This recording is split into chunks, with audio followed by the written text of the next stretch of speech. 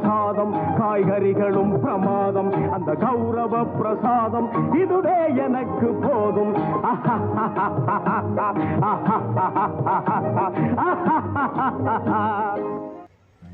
Hi friends, welcome to Ali's Darbar. இந்த நாள் இனிய நாளாக அமைய வாழ்த்துக்கள். இன்றைக்கி எங்கள் வீட்டில் மார்னிங் பிரேக்ஃபாஸ்ட்டு பூரி வித் சென்னாங்க. அந்த சென்னா தான் எப்படி செய்கிறதுன்னு சொல்லி காட்ட போகிறேன்.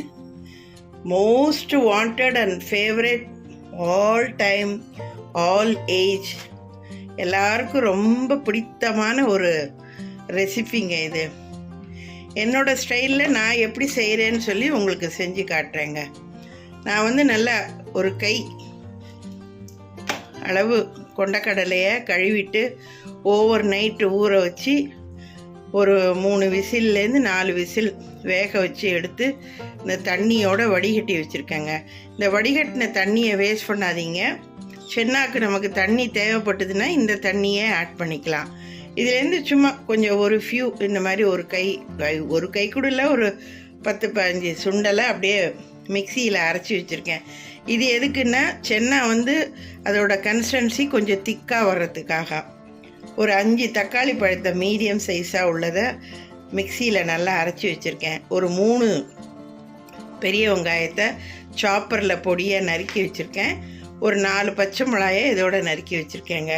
1 டேபிள் ஸ்பூன் இஞ்சி பூண்டு வச்சுருக்கேன். கருவேப்பிலை, கொத்தமல்லி, கடைசியாக புளியறதுக்கு லைம் வச்சுருக்கேங்க. இந்த சென்னாவில் ஒரு புளிப்புத்தன்மை வேணும்னா நீங்கள் லைம் புளியலாம், இல்லை 1/4 கப்பு டைல்யூட்டாக கரைச்ச புளித்தண்ணி சேர்க்கலாம். இல்லைன்னா இந்த ஆம்ச்சூர் பவுடர்னு சொல்லுவாங்கள்ல, அதாவது ட்ரை மேங்கோ பவுடர், அதுதாங்க ஆம்ச்சூர் பவுடருங்கிறது. இது 3ல் ஏதாவது ஒன்று சேருங்க, ஓகே, ஒரு புளிப்புத்தன்மை வேணும்னா. இவ்வளோதாங்க. அப்புறம் நம்ம காரத்துக்கு ஆஸ் யூஷுவல் மிளகாத்தூள், மல்லித்தூள், மஞ்சத்தூள், ஜீரகத்தூள், இந்த சென்னா மசாலா இதெல்லாம் சேர்த்து நம்ம வதக்க வேண்டியதாங்க. வாங்க இப்போ ஒன்று ஒன்றா எப்படி செய்யலாங்கிறத நான் உங்களுக்கு செஞ்சு காட்டுறேன். இதோட இன்க்ரீடியன்ட்ஸ் எல்லாம் நான் டிஸ்கிரிப்ஷன் பாக்ஸில் கொடுத்துட்றேன். நீங்கள் என்னோடய மெத்தடில் நான் எப்படி செஞ்சுருக்கேன்றதை நீங்கள் அந்த ஃபாலோ பண்ணி என்னோடய வெர்ஷனில் நீங்கள் ஒரு தடவை செஞ்சு பாருங்கள். உங்களுக்கு எப்படி வந்ததுன்னு சொல்லி, உங்களுக்கு பிடிச்சிருந்ததான்னு சொல்லி சேனலில் கமெண்ட்டில் உங்கள் ஃபீட்பேக்கை போஸ்ட் பண்ணுங்கங்க. இப்போ பாருங்கங்க, இப்போ இதுக்கு ஒரு மசாலா நம்ம தாளிக்கணும்ல, ஸ்பைசி. ஒரு பட்டை, கிராம்பு, இந்த கல்பாசி, பிரியாணி இலை இதெல்லாம் எடுத்து வச்சுருக்கேங்க. வெரி ஃபியூ, அந்த ஒரு ஸ்மெல் இருந்தால் போதும், அவ்வளோதான். இப்போ இதை தாளிச்சிட்டு அடுத்தது இந்த வெங்காயத்தை வதக்குவோங்க. அடுத்தது நான் ஸ்டெப் பை ஸ்டெப்பாக காமிக்கிறேன் என்னென்னு.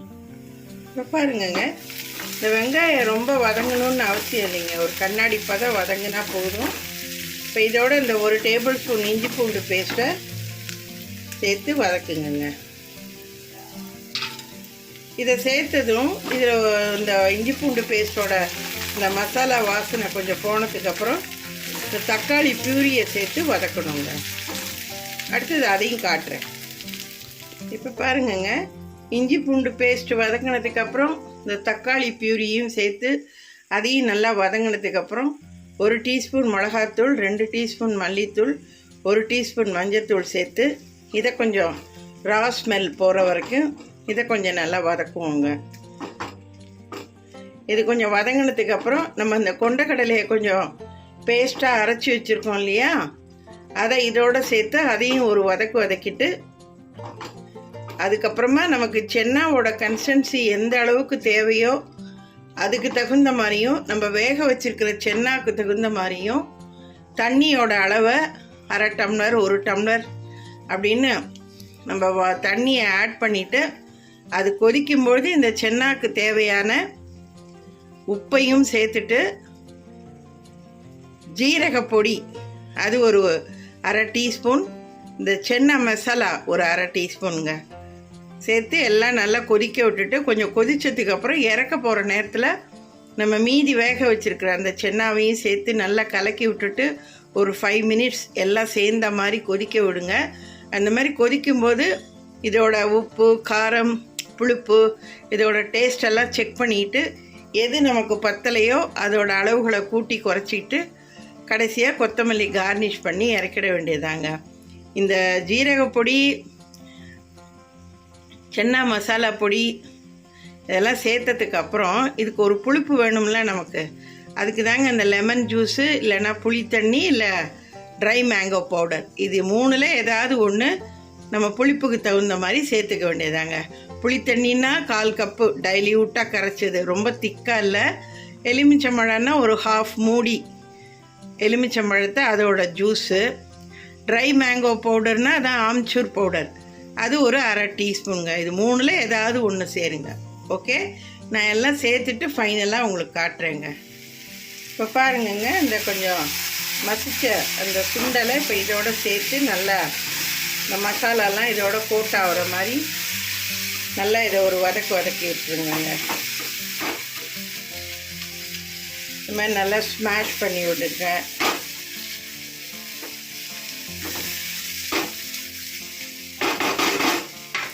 இப்போங்க நம்ம அடுத்தது நமக்கு எவ்வளோ தேவையோ அந்த அளவுக்கு தண்ணி ஆட் பண்ண வேண்டியதாங்க.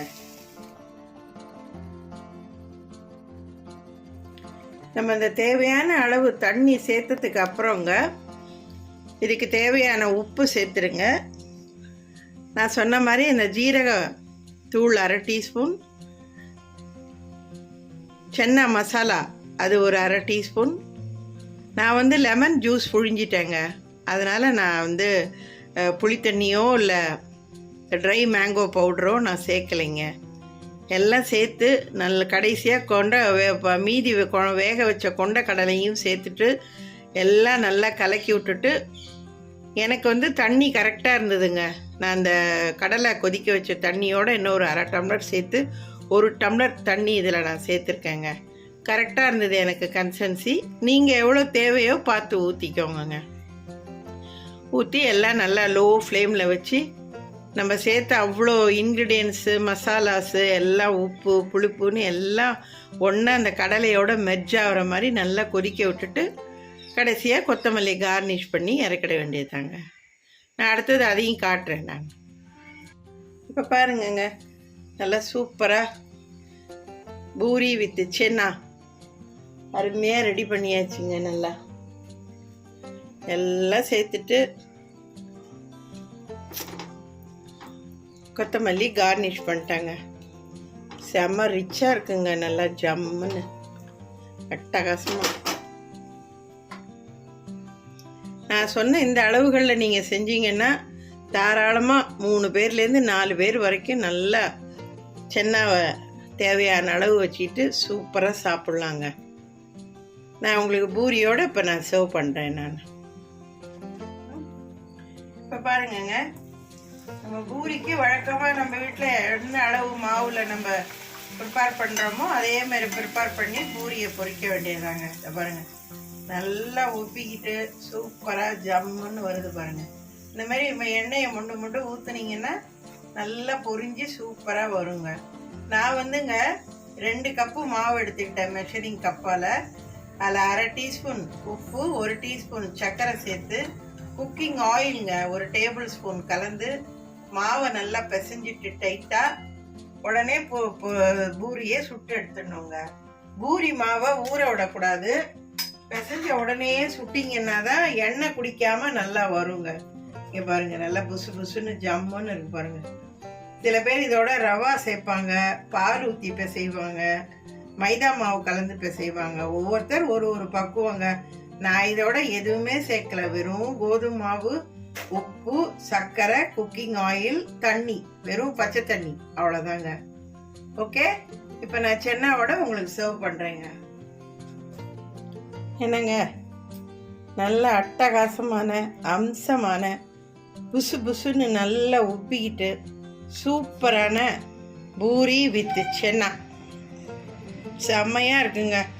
நான் ஒரு பூரியை பொரித்து சென்னாவை தொட்டு சாப்பிட்டு பார்த்துட்டேன். செம்ம டேஸ்ட்டாக இருக்குங்க, நல்லா ஜம்முன்னு. நம்ம தமிழ்நாட்டில் எல்லார் வீடுகள்லேயும் வீக்கெண்டாக இருக்கட்டும் இல்லை மற்ற நாட்களாக இருக்கட்டும் puri with chana or puri with உருளைக்கிழங்கு இந்த மசாலா, இது ரெண்டும் தாங்க ரொம்ப ஃபேவரட்டான சைடிஷ் இதுக்கு. இதை தட்டிக்க வேறு எதுவுமே இல்லைங்க. ரொம்ப அருமையான ஒரு சைடிஷ்ஷுங்க. இப்போ தான் இந்த சென்னா மசாலான்ற ஒரு சைடிஷ் நமக்கு ரொம்ப ஃபேமஸாக இருக்குது. ஆரம்ப காலத்துலலாம் பார்த்திங்கன்னா பூரி இந்த உருளைக்கிழங்கு மசாலா தாங்க ரொம்ப ஃபேமஸ்ஸு. இன்றைக்கும் ஹோட்டல்களெல்லாம் சரி, அந்த பூரிக்கு வந்து சென்னா மசாலா வேணுமா பூரி கிழங்கு வேணுமான்னு கேட்டு கூட கொண்டு வந்து கொடுக்குறாங்க நம்ம சாப்பிடும்பொழுது.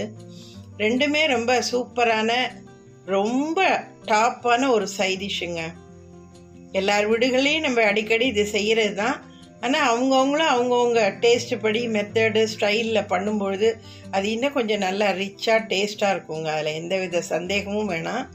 உங்களுக்கும் என்னோட இந்த மெத்தடு ஸ்டைலு எல்லாம் பிடிச்சிருக்குன்னு நினைக்கிறேன். நீங்களும் ஒரு தடவை என்னோட இந்த மெத்தட் ஸ்டைலில் செஞ்சு சாப்பிட்டு பார்த்து உங்கள் ஃபீட்பேக்கை சேனலில் கமெண்ட்டில் போஸ்ட் பண்ணுங்க. Have it. Emmy. See you next. Bye-bye.